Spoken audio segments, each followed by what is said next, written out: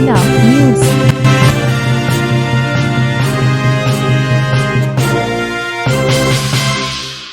नमस्कार, मैं सूरज प्रताप और आप देख रहे हैं जिला न्यूज।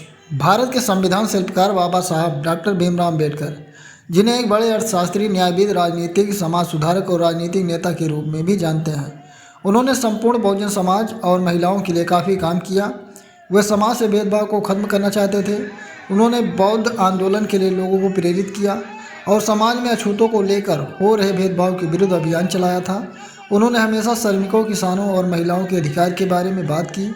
आज ही के दिन 6 दिसंबर 1956 को बाबा साहब ने अंतिम सांस ली, इसलिए इस दिन को महापरिनिर्वाण दिवस भी कहा जाता है। महापरिनिर्वाण दिवस के दिन उत्तर प्रदेश के जनपद सुल्तानपुर में हजारों की संख्या में पंचशील धम्म यात्रा में लोग सम्मिलित हुए। पंचशील धम्म यात्रा का उद्घाटन हरी झंडी दिखाकर संयुक्त रूप से डॉक्टर दिनेश गौतम, बाल्य रोग विशेषज्ञ सुल्तानपुर, संत बहादुर यादव, पूर्व प्राचार्य GIC सुल्तानपुर एवं प्रोफेसर SP कुटार, विभागाध्यक्ष KNIT सुल्तानपुर के द्वारा बाबा साहब डॉक्टर भीमराव अम्बेडकर के महाप्रयाण दिवस स्मृति दिवस 6 दिसंबर पर पंचशील धम्म यात्रा रेलवे स्टेशन सुल्तानपुर से प्रारंभ होकर पंच रास्ता चौराहा, दरियापुर चौराहा, शाहगंज चौराहा चौक, सब्जी मंडी, जिला अस्पताल, गंदा नाला रोड, डाक खाना चौराहा होते हुए अम्बेडकर पार्क तिकोनिया में समाप्त हुई।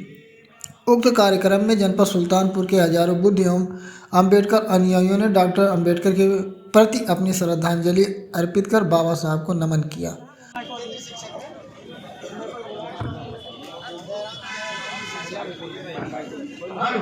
के बाद जिलाध्यक्ष महोदय डॉक्टर धर्मराज बौद्ध से मैं चाहूंगा जिन्होंने जो जिले को अच्छे ढंग से बौद्ध धर्म के प्रति गति देने वाले हैं।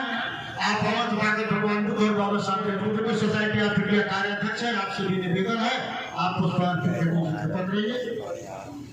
इसके बाद नंबर 2 पुष्प अर्पित करने के लिए माफ न करिएगा। अभी सब तहसील होने के बाद आप सब जो है पुष्प चढ़ाते रहिएगा और जो माल्यार्पण भी करते रहिएगा। कोई जो है किसी प्रकार से किसी कोई रोक नहीं है। इसके बाद Ravi Rao society of India जनपद सुल्तानपुर सचिव को मैं चाहूंगा रवि राव बौद्ध जी आवा जो तहसील। मेरा नाम सुरेश बौद्ध है, मैं यहाँ एक सामाजिक कार्यकर्ता हूँ।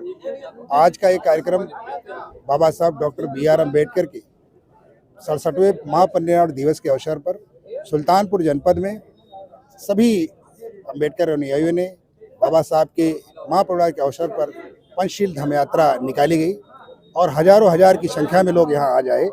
और उन्होंने इस पंचशील धम्म यात्रा में जो यात्रा सुबह 8 बजे रेलवे स्टेशन सुल्तानपुर से प्रारंभ हुई और शहर के तमाम रास्तों पंचरास्ता, दरियापुर होते हुए शाहगंज चौराहा और चौक, गंदा नाला होते हुए डाकखाना चौराहा और पुलिस अधीक्षक कार्यालय के सामने से गुजरते हुए अम्बेडकर प्रतिमा तिकोनिया पार्क में ये समापन हुआ है। और ये समापन बाबा साहब के उस कारवां को, बाबा साहब के संविधान को और बाबा साहब के विचारों को जीवंत रखने के लिए ये यात्रा आयोजित की गई है। और सभी लोगों ने इसको बहुत ही सादगी से और शांतिपूर्वक तरीके से इस यात्रा को पूरा किया है। और ये सभी लोगों ने इस बात के लिए आज प्रतिज्ञा की कि हम भारत के संविधान और बाबा साहब के विचार को जीवंत रखने के लिए, उसको प्रतिस्थापित रखने के लिए और इस देश को और संविधान रूप चलाने के लिए देश को मजबूत बनाएंगे और देश की एकता और अखंडता के लिए हमेशा कटिबद्ध रख के कार्य करेंगे। और आगे का जो बाबा साहब के प्रति ये हमारी श्रद्धांजलि है कि हम लोग बाबा साहब के बताए राजमार्ग पर चले। सभी लोग इसके लिए आज कृतज्ञ राष्ट्र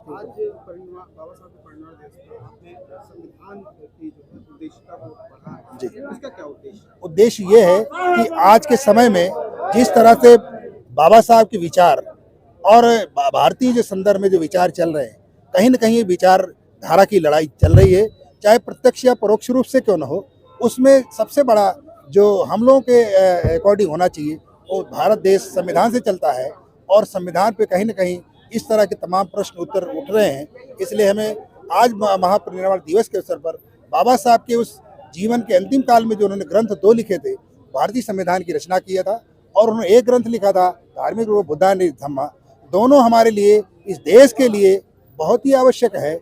और इसीलिए आज हम बाबा साहब के महापरिनिर्वाण के दिवस पर बाबा साहब को याद करते हुए उनके लिखित संविधान को, उसकी एक प्रस्तावना को इसलिए याद करते हैं कि जब तक बाबा साहब के विचार जिंदा है, संविधान जिंदा है, और तब तक हम लोगों का हक अधिकार और मान सम्मान और देश की मान प्रतिष्ठा सब जीवित है।